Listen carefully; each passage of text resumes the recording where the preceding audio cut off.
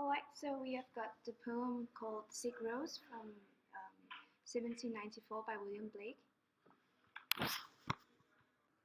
O rose, thou art sick, the invisible worm that flies in the night in the howling storm, has found out thy bed of crimson joy, and his dark secret love does thy life destroy.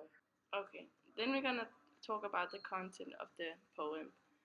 Firstly, there is a figurative level, and on the surface, it is about a sick rose and an invisible flying worm in a terrible storm. The worm has his dark secret love, which can be understood as the worm rapes the rose. Hence to this, the worm therefore destroys the rose, uh, as it says in the quote, does thy life destroy. And then secondly, there is a literal level where uh, the rose symbolizes beauty and innocence, and the worm can symbolizes the devil, or the darker side of human nature, or male desire. And thereby, when the rose loses its color, it can also be a symbol of that a girl loses her innocence because she gets raped, and thereby loses her virginity.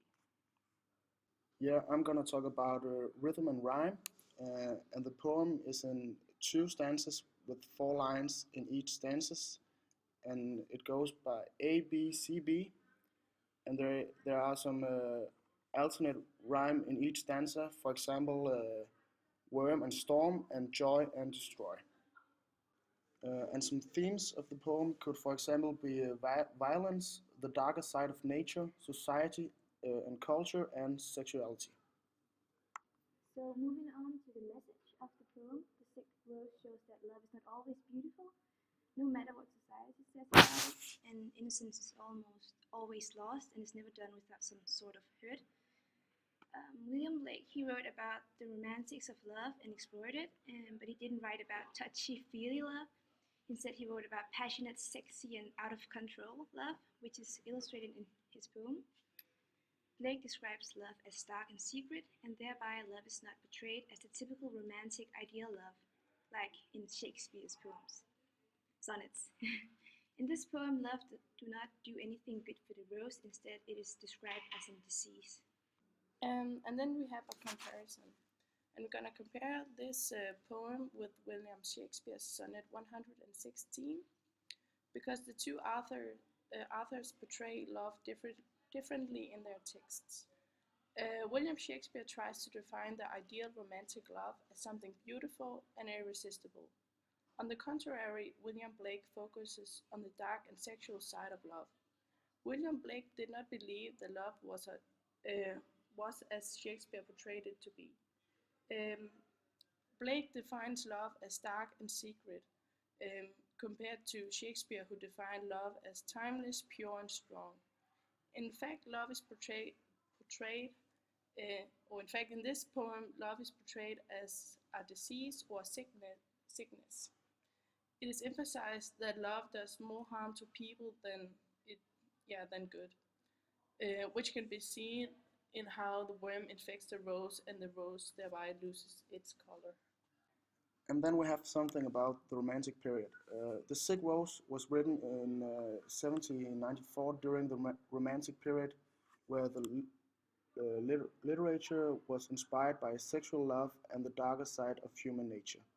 William Blake clearly included these aspects in his poem The Sick Rose.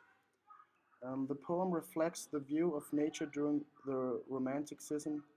For example, the nature is combined with something divine. The rose and the worm are both manifestations of the same divine spirit.